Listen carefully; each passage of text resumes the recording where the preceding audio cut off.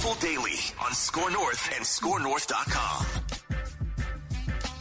And it's not just Purple Daily. It's Purple Daily Live with Judd and Declan. Phil is en route home from Denver, Colorado, where he was at a podcast convention, but we do not stop. And today the Vikings completed what officially is now the end of training camp. They have a preseason game left on Saturday, but today was joint practice 2 against the Cardinals, and this is now officially the end of training camp.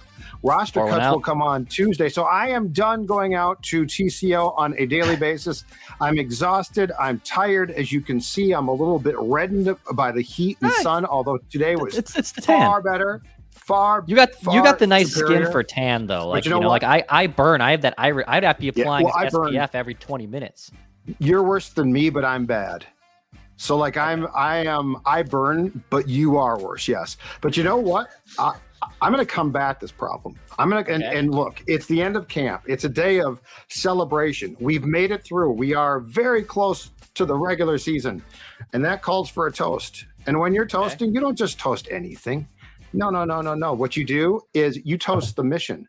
The Before I Die Look at this guy. I'll give you a full mission screen. from Surly Brewing. Ladies and gentlemen, it is here. The season is almost here. And now you're saying, oh, Judd, that's a prop. You're not going to deliver, are you? And I'm telling you, absolutely, I'm going to deliver. And enjoy a Before I Die as I give you my camp notes, because Declan Goff, Surly gets it. See the pour. And Surly. Lift up your hands just a little bit more. So Okay, hold there on. you Yeah, go. Okay, yeah, I think it's pretty good. I think it's a pretty There good you go. pour. Your There you go. thoughts? Yes, very good pour. Frosted glass, delicious beer, just right too, just right for a session drink. So there, I've got it. Hold on, I'm going to take a sip, and then we can begin with the camp notes, a final day. I love it. So Judd's camp notes coming up right here on the Purple Daily YouTube channel. Hit the subscribe button for daily Minnesota Vikings entertainment. Training camp is now done. We have one more preseason game to go. Also, by the way, little programming note, Purple Daily, Mekhi, Judd, and myself. Dex Street's literally right off the golf course. I am rolling off hole 18 into the State Fair in my golf giddy up. We'll be live from the Minnesota State Fair on Saturday at 1 o'clock, right behind the on the big stage, right behind the KSTP booth, where Channel 5 and 45 is located. You can go find us. You can go. We're right in. It's kind of near the grandstand. It's a great little spot. We'll be out there for like an hour. We'll talk some Vikings. We'll actually even do like some random Vikings of the week. We'll have a little bit of fun. So if you're coming out to the State Fair, specifically on Saturday at 1 o'clock, come say hi to us. Judd will give you a hello, maybe even a cheers. It's during the Vikings game, so if you don't, I get it, because we are sort of, but I mean, come on, it's preseason game 3. No one's going to play. So yes, come out and definitely say hi. And if you would like to toast a Surly, I think Sports Dad could be persuaded, along with Dex tweets, and my guess is Phil Mackey, to do exactly that. Okay, so should we get to the camp notes? Let's do it. All right, let's get to the camp notes. Second day of a joint practice, as I said, against the Cardinals. Now, interestingly, they went just about the full length of the practice in the stifling heat of Wednesday, but on Thursday, on what was a great day for a football practice, they cut her about a half hour short. So they, instead of going until, I think they're supposed to go 11:45 to 2, they went 11:45 to 1:30. There's a few things to get to here, though. And I'll get to the highlights of the camp. And today was actually, I thought, incredibly mixed when it came to the Vikings offense. But I want to get to a talker that I think that we probably should pay more attention to. All and right. that is this: the lack of quality depth at the running back position. Kene Nwangwu, just to be very clear here, who was expected to challenge Ty Chandler for that backup job, is still not back. And I don't know when he's coming back, but I can tell you this: he has missed almost all of camp, okay? And Kene is not, he's a kick returner, but when it comes to the trust in him at running back, that's not there. And it's certainly not going to be there by him not practicing. Now, let me read you the running backs that are in camp right now, okay? Mm-hmm. Ty Chandler, the recently signed Aaron Dykes, a rookie who is a former Richmond Spider, Alex Mattison, who is your starter, Dwayne McBride, Kene Nwangwu, and then Abram Smith, the guy from the DC Defenders, who was brought in as well. If anything happens to Mattison, though, as far as I can tell right now, you've got Ty Chandler, and that is it. As the cuts come up, Dex, and as we get to a point where the Vikings are going to certainly have to make some decisions, not only on their roster construction, but examining the market and who gets put out there on Tuesday, I think running back is one to keep a big-time eye on, because without having Wongwu, and I don't know when he is going to come back, and without having really what you consider to be quality depth behind a guy in Mattison, who I think we all believe will be fine, but we don't know that for sure. I'm going to be surprised if the Vikings don't add a running back whose name this time around we probably all recognize. Interesting. So you're saying that if they are to add a running back, it's going to be someone that we know. It's not going to be some slappy. It's Right. going to be an established guy who has had some carries in the NFL, had a little bit of a run, to give them a little bit more, I guess, stability at the position. Is that kind of what you're saying? Yeah. And security. Like the problem is that I don't know that the coaching staff has gotten enough of the looks about the guys that have been added since camp started to trust them. And I think we all believe, especially what we saw against Seattle in the preseason game, that Ty Chandler could be good, but we don't really know that. Alexander Mattison is certainly not as much of a sure thing as Dalvin Cook was. So yes, I think that this offense, to feel secure, and keep in mind, this is Kevin O'Connell's baby. I think this offense, to feel secure, is probably going to add, and I'm not saying it's going to have to be a huge name, but what I am saying is I'm going to be surprised if they keep a bunch of these backs in final cuts, but I think they're going to want to have at least 3 running backs and CJ Ham at fullback. And if Wongwu can't be trusted to play, I guess the question is, do you keep him and hope? Because I got to think there was a thought process that he'd be back by now, and he has not been back. I mean, he has not. We've been talking about this for what now, Dex? 3+ weeks. So yes, I think that there is a concern about the depth, rightfully so, at the running back spot. So more likely for Wongwu in IR stint to start the season, or just doesn't make the roster, it's a flat out cut? Well, if he's put on IR in the final cuts, he's out for the entire year. You can't bring him back. So you would essentially have to take him into week 1 as an active, IR him at that point, and then he can come back, I think, after 3 or 4 weeks. But I wonder, the thing is, you can make the argument that Wongwu is such a good kickoff returner that could help him make the roster. But here's my question on that. What's the value there? So, kickoff, the league is trying to get rid of them. I'm not saying it's a non-issue. I am saying it's not, if Wongwu had a certain skill set that was valuable in this league, and the league was not trying to eliminate his job, I'd say he's probably going to make it. I also have to believe that his length of time out could cause some frustration here as well. Mm-hmm. And football teams don't like to be frustrated by their players. So I'm just keep an eye out. Keep an eye on that position, because the depth at that position to me is incredibly suspect. I was skeptical of Ty Chandler even making the roster. I think Ty Chandler will make the roster. My write that down prediction will probably be But I did hedge that a little bit a few weeks ago and said, on a write that down session, I think 2 sessions ago now, that they will sign a player who's not currently on the roster that makes their 53. And now you're even saying that signs are pointing, or I guess not signs are pointing. Wouldn't surprise you if there is a veteran. Yes. I'm opining. Yes, opining that there could be a chance that a running back is added to this roster. Okay. Correct. Because I think you were too down on Chandler. Mm-hmm. But I also think that a lot of folks were too like, oh my God, they found their back. Yeah. So I think that there is a happy medium with Ty Chandler. And, but the reality is this: if in week 1 against Tampa Bay, Mattison gets hurt, and as we know in this town, running backs get hurt, Ty Chandler's it. Right. That's a problem. Okay. That's a problem. So anyway, so that's note 1. Keep an eye on the running back position and the depth there. Don't be surprised if the Vikings add. Okay. The second one is a move that came out during, I believe, while we were recording the earlier Purple Daily with Phil today, talking a lot about Trey Lance, if you want to catch that episode. And that is a roster move made today. And I find it interesting because I think it's a hint at where another concern lies. The Vikings released or terminated the contract of wide receiver N'Keal Harry, who they signed a couple of weeks ago. But keep in mind, he came up with some type of soft tissue injury and couldn't play in the game against Tennessee last Saturday. You could tell O'Connell, I don't know if he was mad at Harry, but you could tell O'Connell was annoyed because that game, and I think this game, were definitely intended to give him a chance. I don't think he was tracking to play on Saturday. So the Vikings said, hey, we took a look, see ya. But the guy they signed is a safety who, not surprisingly, comes from the Rams. That's his background. So O'Connell is familiar with this guy, Jake Jervais.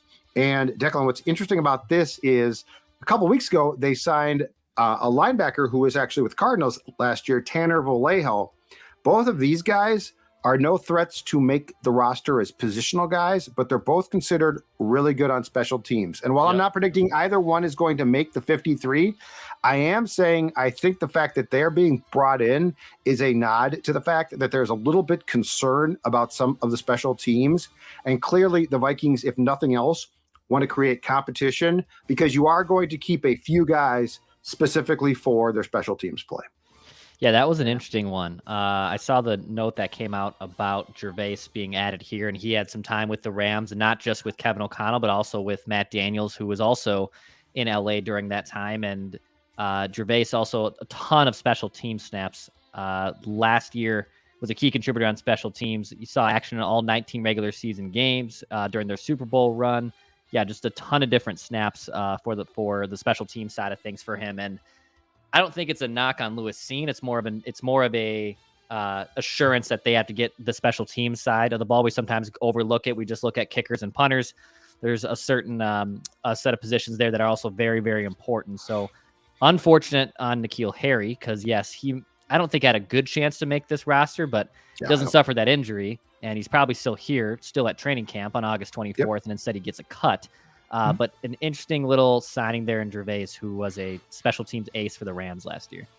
Okay, now turning to today, and as you can see here, Dex, I've got my notes. I was taking notes on my phone, very up to date, 53, hip as can be, typing away, lots of notes to get to. But before we get to Judd's notes from camp today, why don't you tell us a little bit about your friends at 3 Jack and all the delicious eats you can get there? Yeah, it's delicious food. Obviously, they're known for their golf simulator, babe, but they also got a great snack option there. And you know what? I just said snacks. I said golf simulator. How about fantasy football? Man, those are some of the best things to do in the month of August here in Minnesota, okay? You can host your fantasy football draft party at 3 Jack. You book a bay for 2 hours, and guess what? You get the first hour for free. Go to 3Jack and 3Jack.com. You can order these loaded nachos. You can, sly on your other friends who are, drafting a dumb position at the end of the first or second round. You can get the best of all your friends and make fun of them at 3Jack. Go to 3Jack and 3Jack.com to book that simulator bay or to book that fantasy football draft party. Dude who never remembers who was drafted and just wings it. That guy. Yeah. And tries to take Patrick Mahomes in the 3rd round. And you're like, guy, he was drafted like 2nd overall. Oh, I'm sorry. Hold on a second. And then he pulls out a magazine and starts to thumb through it. All right, let's get to the camp notes for something that does not annoy us. Okay. Good news. Brian Asamoah, formerly Asamoah, but we've been told Asamoah, who took part in individual drills yesterday, coming back from a shoulder injury, might have had a couple reps in team, but didn't do much, was rotating in today in team on a regular basis for, at times, Ivan Pace Jr. But here's what's interesting is I saw a few formations, and this is how multiple, yes, I said multiple, Brian Flores' defense is going to be. There were times when Ivan Pace Jr. and Brian Asamoah were on the field together, no Jordan Hicks. Now, that's lacking on experience, but what that is also doing is in certain packages giving you some real speed.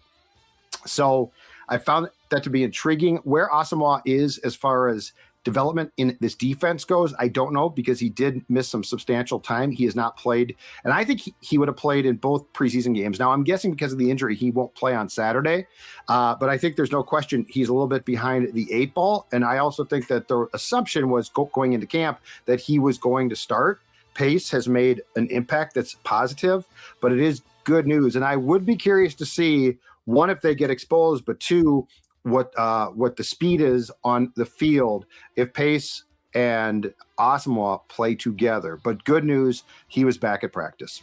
It's just very amateur defensive football question here, but it just seems like with so many inexperienced guys on this defensive side of the ball, but with a really good and respected coordinator in Brian Flores, that his goal here, even though people probably don't know who Brian Asamoah and Ivan Pace are necessarily, he's going to want to confuse offenses as much as possible. Like, is that a decent? And I know like a lot of defenses try to do that. Don't get me wrong, but I feel like that's something that Flores is trying to implement with these different formations, multiple positions on the field that wouldn't be on the field in traditional base defenses. I gather that's what Flores kind of wants to deploy against other offenses. Yeah, he wants to create, in their mind, controlled chaos and confusion. And it's going to be, so I asked him, Flores actually did the afternoon press conference today after the practice. And I said, where is this in relation to where you want? And he, stopped me and said, it's always a work in progress. And I'm like, yeah, but are you happy? Are you ticked off? Like, have you progressed with one preseason game left and 2 weeks out from the opener? Have you progressed to where you want things? And he's like, no, he did. I mean, I think he's relatively satisfied with the work that's been done. But, in his words, there are a lot of unknowns. And Declan, to your point, the issue there is he wants to confuse offenses, but he doesn't know yet if what he's trying to do is going to confuse guys on his defense.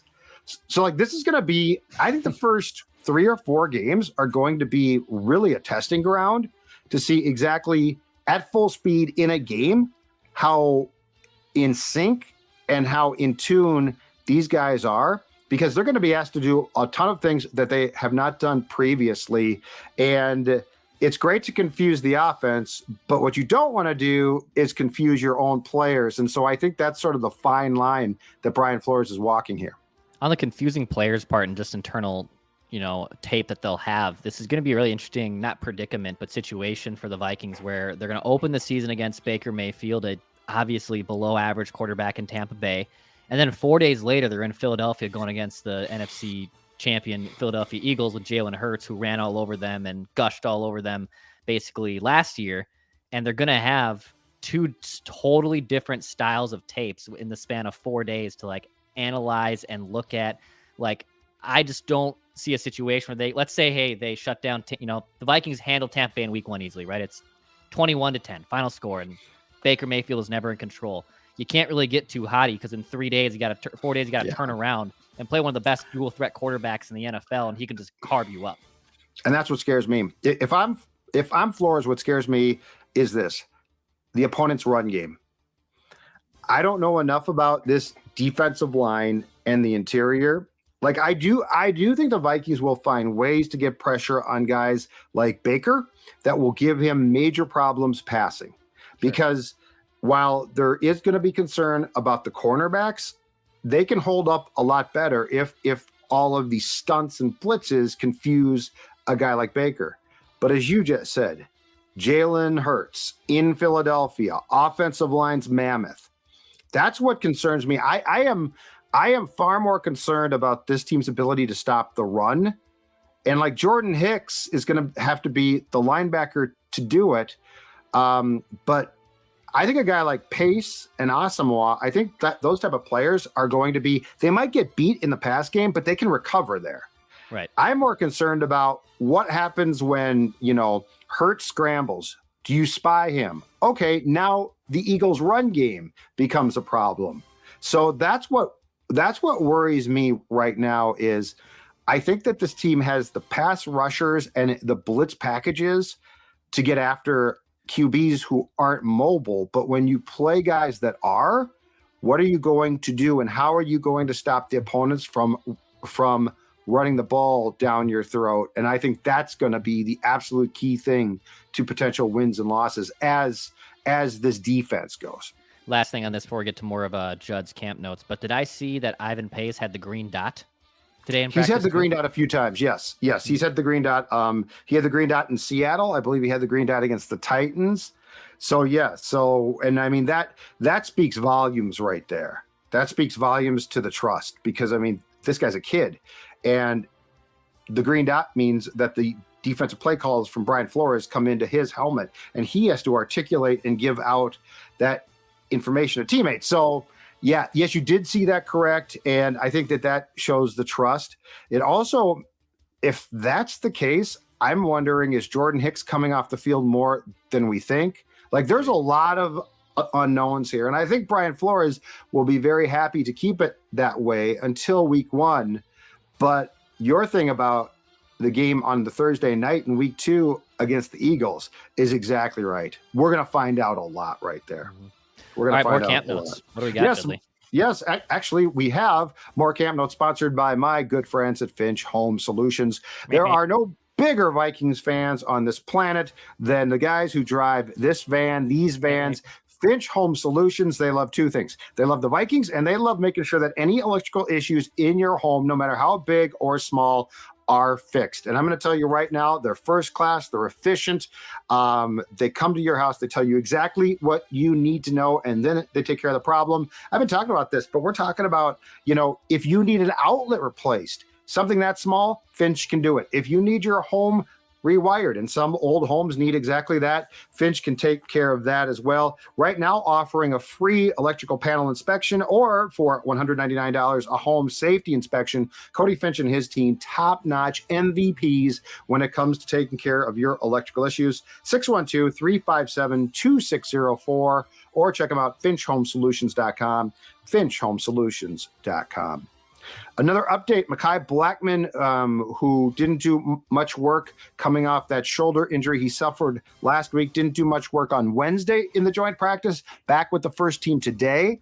Again, I think if he's healthy enough to play, he's starting on the 10th of September against the Buccaneers. Now, the starting base package guys will be Caleb Evans on the right side, I think, and Byron Murphy Jr., who I'll get to in a second, on the left side. But as we know, teams now, because of the passing game, are in nickel a ton. So essentially, the third corner is a starter, and Mekhi Blackmon, in my opinion, unless something happens here or he suffers a setback with that shoulder, he's going to be the starter. Now let's talk about Byron Murphy Jr. Going against his old team, the Cardinals, the past 2 days. Oh, does he look good?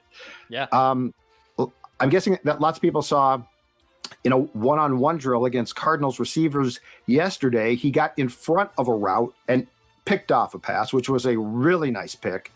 Today, in team drills, another pick. Byron Murphy Jr., impressive. And I asked Flores in his press conference, too, I said, what's the learning curve here, not just with Murphy coming from the Cardinals to a new defense, but just as importantly, this guy starts outside in the base and moves inside. Like, that's not the norm. That's hard. And Flores confirmed it's essentially, to a large part, learning 2 positions. Right. So Byron Murphy Jr. is going to earn every dollar that he's going to be paid, because he has come here and been thrown into not just a new defense, but he's being counted on to be the leader in the cornerback room, playing 2 spots. And as we have discussed, the nickel position inside is difficult. Like, it is very convoluted. It gets difficult. So I have been very impressed. And I think the last 2 days against his old team, Byron Murphy Jr. has made a statement that, knock on wood, the Vikings are going to be in good hands, at least from the signing of him. And he probably does rank as the marquee free agent pickup by the Vikings last March.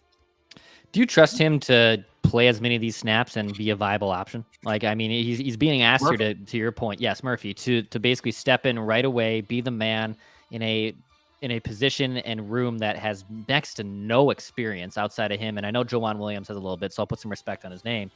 But I mean, it's a thin position, and I just think that's such a big gamble that they're making. I know they have to, but it's just it's such a big gamble to me. Well, the slot position can't be worse than it was, I don't think, a year ago, because it was I think the PFF grades pretty much spelled it out to be a dumpster fire. I like what I've seen. Now, Murphy did deal with injuries last year, and that does concern me. I think I'm more concerned about him staying on the field than I am breaking down from his play. And look, the Vikings didn't have a ton of cap space. They went out and signed Byron Murphy Jr. They signed Josh Oliver, who we'll get to in a second because his role might be expanding as well. Do I trust him? I think you have to. If he gets hurt, though, because this is where your point's exactly right. If you have an injury back there, it's really thin. And they clearly do. I don't think Andrew Booth Jr.'s style of play fits what Flores wants because that guy has not gotten a sniff of first-team work in practices. Yeah, man. So, yes, there is definite concern because of depth there. And that's another spot I've been curious about. Are they going to go out and try and solidify it? Are they going to try and make a trade for not a big name, but a known commodity? A guy could they go out and get a Flores guy? Right. Because I mean I wouldn't want to bring in a cornerback who I had to train completely in the Flores system. But I think it's very fair to say that it wouldn't be surprising. Two things. It won't be surprising if they go out and get a running back. And it won't be surprising if they try to bring in a Flores cornerback, if nothing else, just to solidify it. He might not start, he might not play, but you are right. There has to be a concern about a complete lack of depth. And if Murphy goes down, it's going to be a problem. Then Mekhi Blackmon goes inside. Jawan Williams goes to the outside. So I get where you're coming from. TJ Hockenson, update. Okay. All right. Our guy O'Connell yesterday said, I don't know. He might be practicing tomorrow. He might be in team drills. You never know. Show up and watch. Well, I did. And he was off to the side doing his own thing as tight ends did their individual drills. He's doing his own work.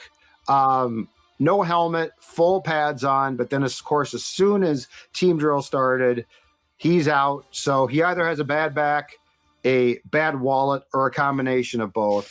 But I'll reiterate what I said yesterday. Josh Oliver continues to get a ton of good work. Nice. And at the rate things are going, I think he's going to be a target of more passes. Now, I have no idea if Hockenson's just going to give up if he does not have a contract on September 10th and say, I'm good to go. But I will say this, he's missed a ton of time. Like, you hold practice for a reason.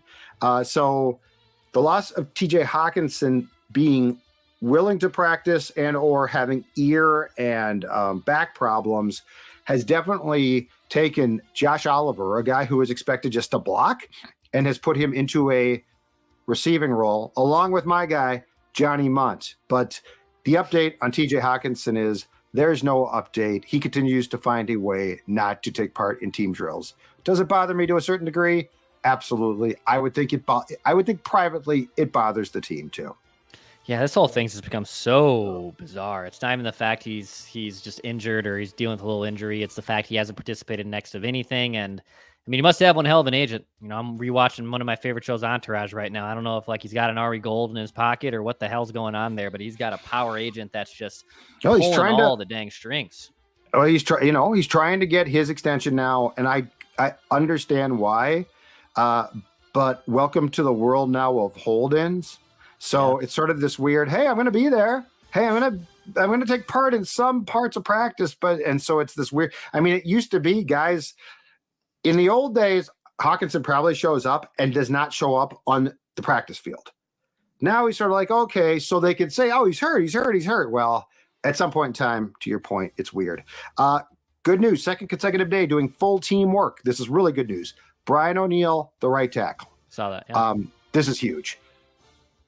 After what we all saw of Oli Udoh at right tackle, as much as I defended him previously on Saturday, it was a mess. Now, this leads to something that I think is a concern. Let's just say today's practice from an offensive standpoint, first of all, we didn't have and it's partially based on drills, right? Because they do red zone. So it's partially based on what the goal is and the drill is. But let's just say we didn't have the vertical shots that we saw on Wednesday. And more importantly, Declan, let's also say the pocket was muddy a lot. We saw more. We saw another Kirk tip pass. We saw a Nick Mullins tip pass. And all I can think of is there's a lot of pressure coming from the interior. That's right, the center and guards. You're going against another team.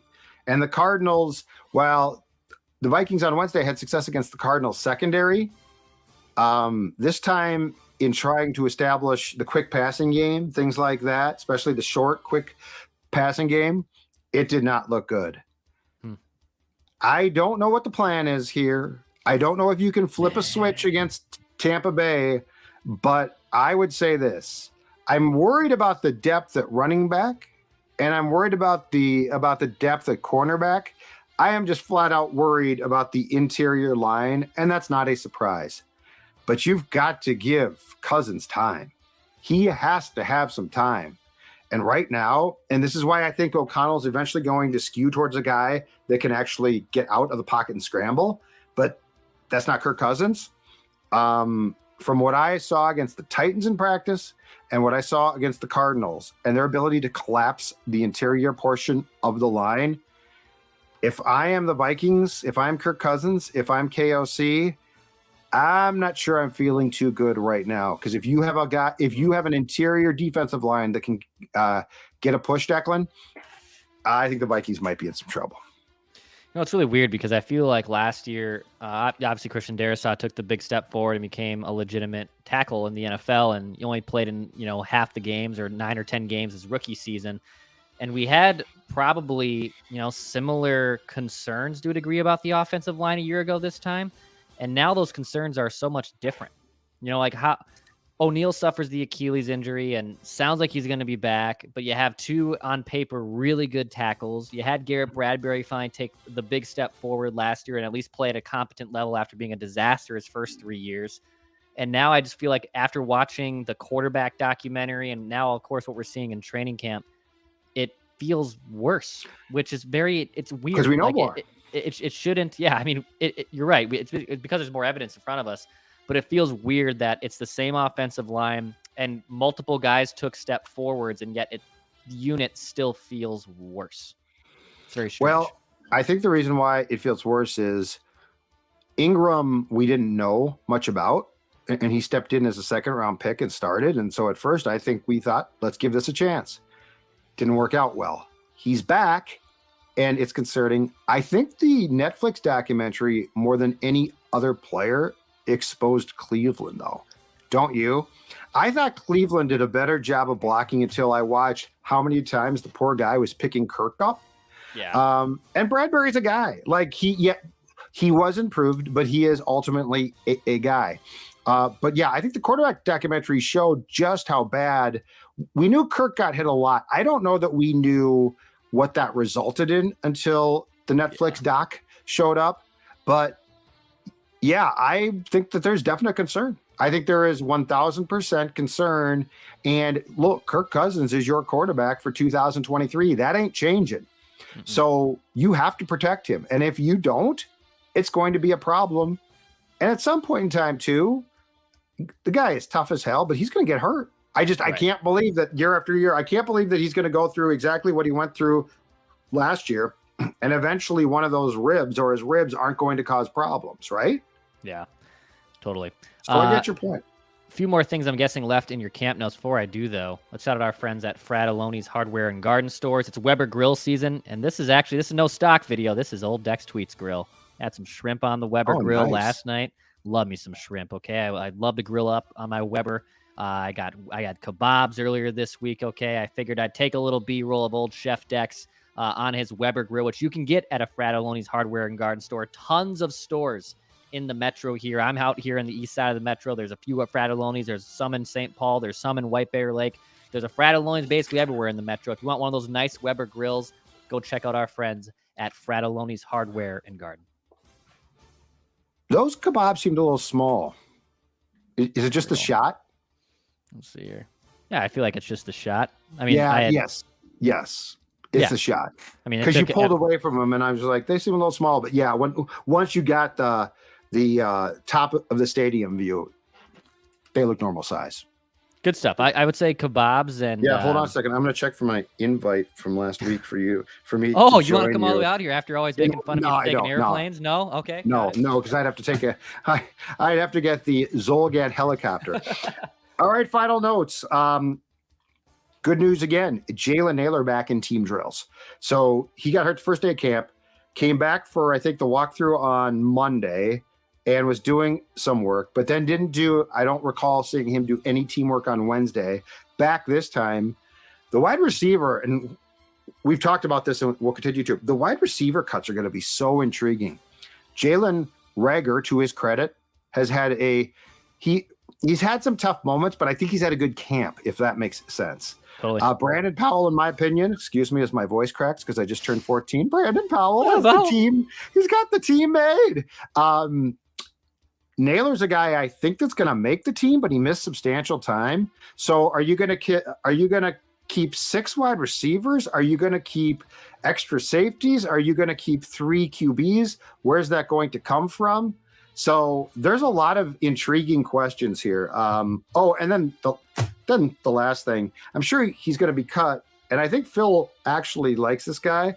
Lucky Jackson dropped a surefire. He got behind the Cardinals secondary, which lots of guys do, including JJ again. But of course, he caught the ball and scored on it. But poor Lucky Jackson got behind the Cardinals secondary. I mean, by 10 yards. Nick Mullins pass, coming right in, went right through his arms. God, that must suck. I feel bad for him. I'm not saying I'd catch it, so I'm not passing judgment here, but it was Troy Williamson in Denver circa 2007. Go. Absolutely bad. So that's my camp notes. Final day of camp. It's done. The Vikings will play the Cardinals on Saturday. And then the cuts from 90 to 53 will come on Tuesday. I believe, if I'm not mistaken on this, they need to be in by 4 Eastern, 3 o'clock Central. Correct. But thank you for all of you who have religiously tuned in. Judd's Camp Notes signing off. Go ahead, Declan. Pour one out for Judd's Camp Notes. And also my phone's memory card, which I always have to delete every week from all the great clips Judd sends me. It bogs down all the storage. Judd's sweating up a storm. I'm posting all these feeds. It is always a great time at training camp. Hey, before we say goodbye here, a quick little update for you guys, the Score North audience, that I'd love for you guys to help us out with. We have a survey going on right now. You go to scorenorth.com/survey, and listeners can fill it out and enter for a $100 Amazon gift card. Survey responses to are anonymous. It's 1 response per person. It just kind of tells us a little bit of what you like about Score North, how you listen to Score North, how you consume it and whatnot. So go to scorenorth.com/survey, 1 entry per user, but you also get entered to a chance to win a $100 gift card on Amazon. Maybe you can buy Judd some sunblock or something, or maybe buy yourself some sunblock. I don't know. Whatever you want to get on Amazon. No, I'm done with sunblock till next year. True. Maybe you can, and I think that stuff might expire. So don't buy it for Judd a year from now. No. The spray on stuff, solid too. I'm a big fan now. It worked perfectly for me. Yeah, I like the spray on stuff if you're active. The lotion I did once. I hate the lotion. I don't like the lotion's fine if you're sitting and you're not moving. That's when the lotion's needed. Well, and if you're out at the beach, it probably is fine. Yeah. To what you're saying. Correct. But the spray on, great stuff. Nice. All right, we're gonna say goodbye here. We got a Feedback Friday tomorrow on Purple Daily. Again, we'll be at the State Fair on Saturday as well. I'll have a vent line for Sunday too, so that'll be on the lookout for that right here on Purple Daily's YouTube channel. Lot of content, and we'll be back tomorrow right here on Purple Daily. We just want to see the Vikings win a Super Bowl before we die.